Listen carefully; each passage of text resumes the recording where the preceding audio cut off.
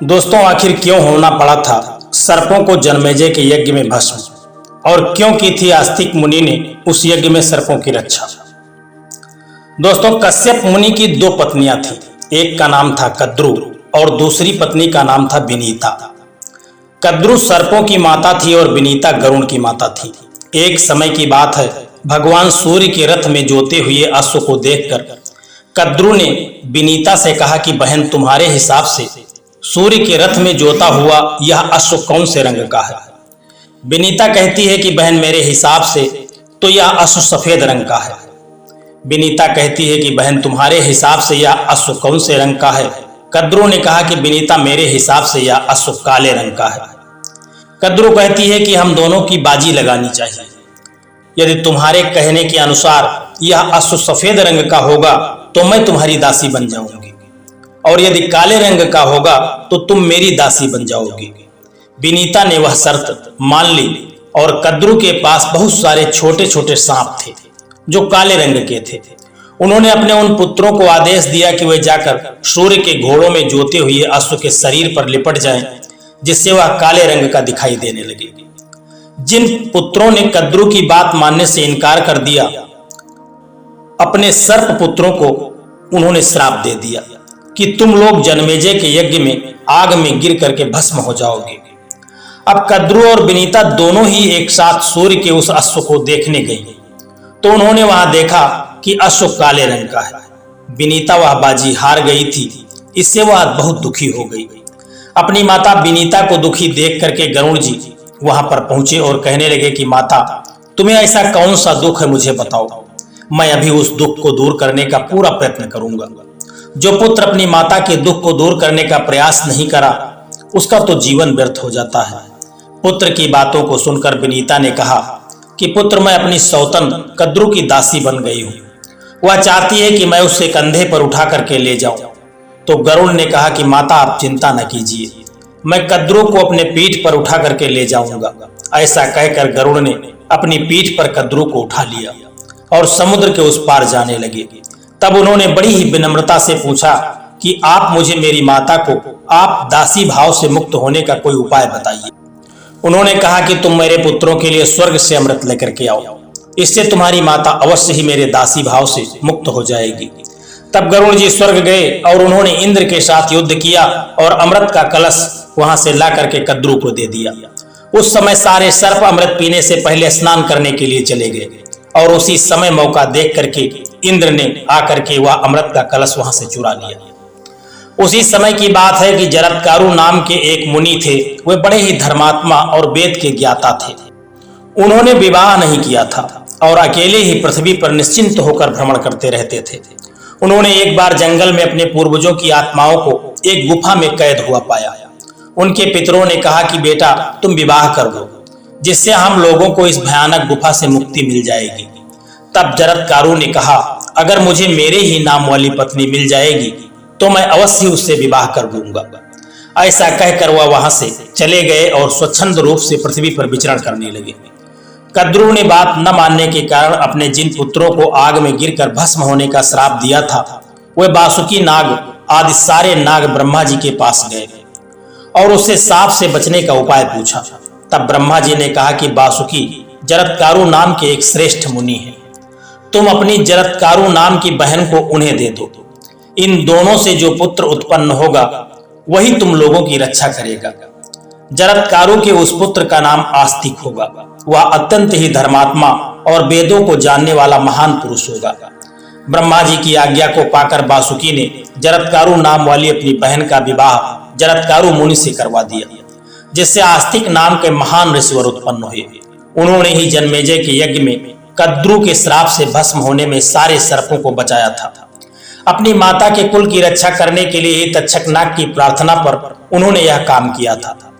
दोस्तों, यह कथा कुछ इस प्रकार है कि महाराज परीक्षित की मृत्यु के बाद जब जन्मेजय को राज्य का भार मिला और वह राज सिंहासन पर बैठे, तो एक दिन जन्मेजय सोचने लगे कि मेरे पिता तो बहुत ही महान, श्रेष्ठ और पुण्यात्मा थे, फिर तक्षक नाग ने उनको क्यों काटा, और यदि श्राप के कारण मेरे पिता परीक्षित को तक्षक नाग ने काटा, तो क्या इस धरती पर कोई ऐसा व्यक्ति नहीं था जो मेरे पिताजी को बचा सकता था। महाराज जन्मेजय के मन में यह सारी रात यही विचार चलते रहे और जब सुबह हुई तो अपने मंत्री गणों को बुलाया और कहा कि क्या कोई ऐसा व्यक्ति नहीं था जो तक्षक नाग के काटने से मेरे पिता को बचा सकता था। महाराज जन्मेजय के सम्मुख उपस्थित जितने भी मंत्री और सभासद थे वे सभी कहने लगे कि हाँ महाराज, एक ऋषि थे जो बड़े ही तपस्वी थे और बड़े ही मंत्रों के सिद्ध थे, उनके वे तक्षक नाग के काटने से बचा सकते थे। लेकिन स्वयं तक्षक नाग ने उनको धर्म संकट में डाल करके और काफी धन दे करके उन्हें वापस कर दिया था। महाराज जन्मेजय कहने लगे कि मैं कैसे मान लूं कि तुम जो कह रहे हो वह सत्य है। मंत्री ने कहा कि महाराज, जो मैं कह रहा हूं वह पूर्णतः सत्य है, क्योंकि यह बात मुझे एक लकड़हारे ने बताई थी। वह मंत्री कहने लगा कि महाराज, जब कश्यप ऋषि ने सुना कि राजा परीक्षित को तक्षक नाग डसने वाला है तो उनको बड़ा दुख हुआ। वह कहने लगे कि राजा परीक्षित तो बड़े धर्मात्मा राजा हैं, बड़े पुण्यात्मा हैं, फिर ऐसे पुण्यात्मा राजा और धर्मात्मा व्यक्ति को तक्षक नाग कैसे डस लेगा और उनकी मृत्यु हो जाएगी, यह मेरे रहते ही संभव नहीं हो सकता। क्योंकि कश्यप ऋषि के पास ऐसे मंत्रों की साधना थी कि वह तक्षक नाग के विष को समाप्त कर सकते थे। ऐसा विचार करके कश्यप ऋषि महाराज परीक्षित को बचाने के लिए अपने घर से निकल पड़े। उधर जब तक्षक नाग को इस बात का पता चला कि एक ऋषि आ रहा है जिसका नाम कश्यप है, वह महाराज परीक्षित को बचाना चाहता है, तो उसने सोचा कि चलो परीक्षण करके देखते हैं कि यह ब्राह्मण कैसे मेरे विष को समाप्त कर सकता है और यह कैसे महाराज परीक्षित की जान को बचा सकता है। अब क्या था, तक्षक नाग ने एक ब्राह्मण का भेष बनाया और महाराज कश्यप के सामने आ गया। कहने लगा कि आप कहाँ जा रहे हो। कश्यप ऋषि ने कहा कि मेरे धर्मात्मा राजा को कोई तक्षक नाग डसने वाला है, उस तक्षक नाग के डसने से उनकी मृत्यु होने वाली है। मैं अपने पुण्यात्मा और धर्मात्मा राजा को बचाने के लिए जा रहा हूं। तक्षक नाग जो ब्राह्मण के वेश में था कहने लगा कि हे ब्राह्मण देवता, आप में इतनी सामर्थ्य नहीं कि आप जो महान विषधर तक्षक नाग के जहर को समाप्त कर सके। महाराज कश्यप ने कहा कि अवश्य मैं कर सकता हूं। ऐसी बात को सुनकर तक्षक नाग जो ब्राह्मण वेश में था वह अपने वास्तविक रूप में आ गया और कहा कि देखो, जो वह सामने बट वृक्ष का पेड़ लगा हुआ है बड़ा ही विशाल है, मैं अपना जहर उसमें भरने जा रहा हूं। तुम यदि अपनी सामर्थ्य और अपने मंत्रों के से उस पेड़ को दोबारा जीवित कर दो तो मैं मान जाऊंगा कि तुम मेरे विष के प्रभाव को समाप्त कर सकते हो। तुम तक्षक नाग से महाराज परीक्षित को भी बचा सकते हो, मुझे विश्वास हो जाएगा। तक्षक नाग जो इच्छाधारी नाग था, उसने जैसे ही उस बट वृक्ष में अपना जहर डाला, वह बट वृक्ष उस विष के प्रभाव से पूरी तरह से जल गया और वह राख हो गया। कश्यप ऋषि ने उस राख को उठाया और मंत्रों का जाप करने लगे। कुछ ही देर में उस राख से एक छोटा सा अंकुर निकला और फिर वह अंकुर धीरे धीरे बढ़ता हुआ एक विशाल बट वृक्ष का उसने रूप धारण कर लिया। फिर वह जैसे का तैसा बट वृक्ष हो गया, बड़ी बड़ी शाखाएं, विशाल वृक्ष वही जैसे का तैसा हो गया। तक्षक नाग ने जब यह दृश्य देखा तो वह महाराज कश्यप से कहने लगा कि तुम तो यह कर सकते हो, मुझे पूरा विश्वास है, लेकिन एक ऋषि के मंत्र को तुम कैसे झूठा कर सकते हो जिसने महाराज परीक्षित को श्राप दिया है कि एक नाग के काटने से तुम्हारी मृत्यु होगी, और जब तुम उनको बचा लोगे तो विधि के विधान को तुम परिवर्तित करने की व्यवस्था कर रहे हो, इसलिए तुम ऐसा काम कदापि न करो जो विधि के विधान को परिवर्तित करना पड़े। इसलिए तुम भगवान के नियम में बाधा क्यों उत्पन्न करने जा रहे हो। तुम अपना काम करो और जाओ, जो उसके भाग्य में लिखा होगा वही हो जाएगा। ऐसा कहकर जब तक्षक नाग के मुख से ऐसी बात महाराज ने सुनी तो उन्होंने सोचा कि यह तो बड़ा धर्म संकट है, और वह धर्म संकट में पड़ गए। फिर वह वापस चले गए। फिर अवसर पाकर के तक्षक नाग के द्वारा डसने से महाराज परीक्षित की मृत्यु हो गई। वह मंत्री कहने लगा कि महाराज, यह बात जब लकड़हारे ने मुझसे बताई तो मैंने उससे प्रमाण मांगा। उसने कहा कि मैं बटवृक्ष पर लकड़ी काट रहा था, मैंने सारी चीजें और सारी घटनाएं अपनी आंखों के सामने देखा।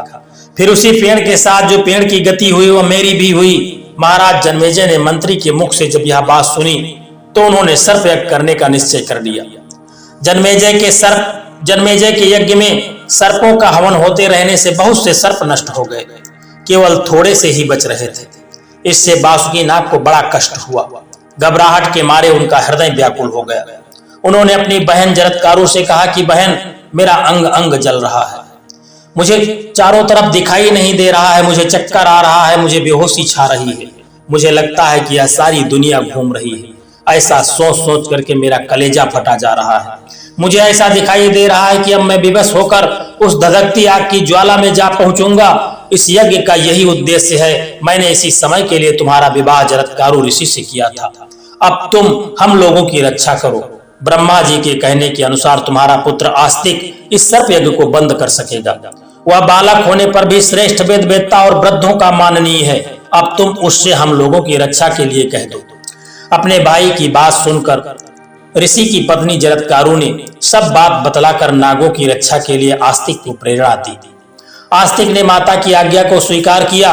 वासुकी से कहा कि नागराज, आप मन में शांति रखिए। मैं आपसे सत्य कहता हूं कि उस सांप से आप लोगों को मुक्त कर दूंगा। मैंने हास विलास में भी कभी कभी असत्य भाषण नहीं किया, इसीलिए मेरी बात झूठ न समझो। मैं अपनी शुभ वाणी से राजा जन्मेजय को प्रसन्न कर लूंगा और वह यज्ञ बंद कर देंगे। मामा जी, आप मुझ पर पूरा विश्वास कीजिए। इस प्रकार वासुकी नाग को आश्वासन देकर आस्तिक सर्पों को मुक्त करने के लिए यज्ञशाला में जाने के लिए उद्देश्य से निकल पड़े। उन्होंने वहां पहुंचकर देखा कि सूर्य और अग्नि के समान तेजस्वी सभासदों से यज्ञशाला भरी है। द्वारपालों ने उन्हें भीतर जाने से रोक दिया। अब वह भीतर प्रवेश पाने के लिए यज्ञ की स्तुति करने लगे। उनके द्वारा यज्ञ की स्तुति को सुनकर जन्मेजय ने उन्हें भीतर आने की आज्ञा दे दी। आस्तिक यज्ञ मंडल में जाकर के यजमान, ऋत्विज, सभासद तथा अग्नि की ओर स्तुति करने लगे। आस्तिक के द्वारा की हुई स्तुति को सुनकर राजा, सभासद, ऋत्विज और अग्नि सभी प्रसन्न हो गए। सबके मनोभाव को समझकर जन्मेजय ने कहा, यद्यपि यह बालक है फिर भी बात अनुभवी वृद्धों के समान कर रहा है। मैं इसे बालक नहीं वृद्ध मानता हूँ। इस बालक को वर देना चाहता हूँ। इस विषय में आप लोगों की क्या सम्मति है? सभासदों ने कहा कि ब्राह्मण यदि बालक हो तो भी राजाओं के लिए सामान्य है, यदि वह विद्वान हो तो कहना ही क्या है।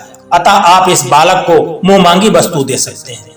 जन्मेजय ने कहा कि आप लोग यथाशक्ति प्रयत्न कीजिए कि मेरा यह कर्म समाप्त हो जाए और तक्षक नाग भी यहाँ आ जाए। ये वही मेरा तो प्रधान शत्रु है। ऋतुजों ने कहा कि अग्निदेव का कहना है कि तक्षक भयभीत होकर इंद्र के शरण में चला गया है। इंद्र ने तक्षक को अभयदान भी दिया है। जन्मेजय ने कुछ दुखी होकर के कहा कि आप लोग कोई ऐसा मंत्र पढ़कर हवन कर दीजिए कि इंद्र के साथ तक्षक नाग आकर के संगी में भस्म हो जाए। जन्मेजय की बात को सुनकर उन लोगों ने आहुति को डालना शुरू कर दिया। उसी समय आकाश में इंद्र और तक्षक दिखाई पड़े। इंद्र तो इस यज्ञ को देखकर बहुत ही घबरा गए और तक्षक को छोड़कर चलते बने। तक्षक क्षण क्षण अग्नि ज्वाला के समीप आने लगा। ब्राह्मणों ने कहा कि राजन, अब आपका काम बनने वाला है, इस ब्राह्मण को वरदान दे दीजिए। जन्मेजय ने कहा कि ब्राह्मण कुमार, तुम्हारे जैसे सत्पात्र को मैं उचित वर देना चाहता हूँ, इसलिए जो तुम्हारी इच्छा हो प्रसन्नता से मांग लो। मैं कठिन से कठिन वरदान देने के लिए तुम्हें कभी हिचकूंगा नहीं। आस्तिक ने यह देख करके कि अब तक्षक अग्निकुंड में गिरने ही वाला है, उन्होंने उस अवसर का लाभ उठाया। उन्होंने कहा कि राजन, आप मुझे वही वर दीजिए कि आपका यह यज्ञ बंद हो जाए और इसमें गिरते हुए सर्प बच जाए। इस पर जन्मेजय ने कुछ अप्रसन्न होकर कहा, समर्थ ब्राह्मण, तुम सोना, चांदी, गौ, दूसरी वस्तुएं जो भी चाहो वह मांग लो, अपनी इच्छा अनुसार मांग लो। मैं चाहता हूं कि इस यज्ञ को मैं बंद न करूं, यह यज्ञ चलता रहे। आस्तिक ने कहा कि मुझे नहीं सोना नहीं चाहिए, मुझे चांदी भी नहीं चाहिए, अथवा कोई भी वस्तु मुझे नहीं चाहिए। अपने मात्र कुल के कल्याण के लिए मैं आपका यज्ञ ही बंद करना चाहता हूं। जन्मेजय ने बार बार अपनी बात को दोहराना शुरू किया, परंतु आस्तिक ने दूसरा वर स्वीकार नहीं किया। उस समय सभी वेदज्ञ सदस्य एक स्वर से कहने लगे, यह ब्राह्मण जो कुछ मांगता है वही इसको मिलना चाहिए। इंद्र के हाथों से छूटते ही तक्षक मूर्छित हो गया। आस्तिक ने 3 बार कहा कि ठहर जा, ठहर जा, ठहर जा। इसी से वह आकाश और पृथ्वी के बीच में लटक रहा और अग्निकुंड में नहीं गिरा। सभासदों के बार बार कहने पर जन्मेजय ने कहा, अच्छा, आस्तिक की इच्छा पूर्ण हो, यह यज्ञ समाप्त करो। जन्मेजय के मुख से यह बात निकलते ही सब लोग आनंद प्रकट करने लगे। सभी को प्रसन्नता हुई। राजा ने ऋत्विज और सदस्यों को तथा जो भी अन्य ब्राह्मण वहां आए हुए थे उनको बहुत सारा दान दिया। दोस्तों, इस कहानी से हमें शिक्षा मिलती है कि यदि परिवार में कोई एक भी सुपात्र हो जाए तो परिवार पर आने वाले बड़े से बड़े संकट को वह टाल करके परिवार की रक्षा कर सकता है। जिस तरह से इस कहानी में एक बालक के द्वारा संपूर्ण परिवार और कुल को अभयदान मिल गया। दोस्तों, यह कहानी आपको कैसी लगी है एक प्यारा सा कमेंट करके जरूर बताना। और वीडियो यदि आपको पसंद आया है तो वीडियो को एक लाइक करके चैनल को सब्सक्राइब करने की भी कृपा कर देना। जय श्री कृष्णा, राधे राधे।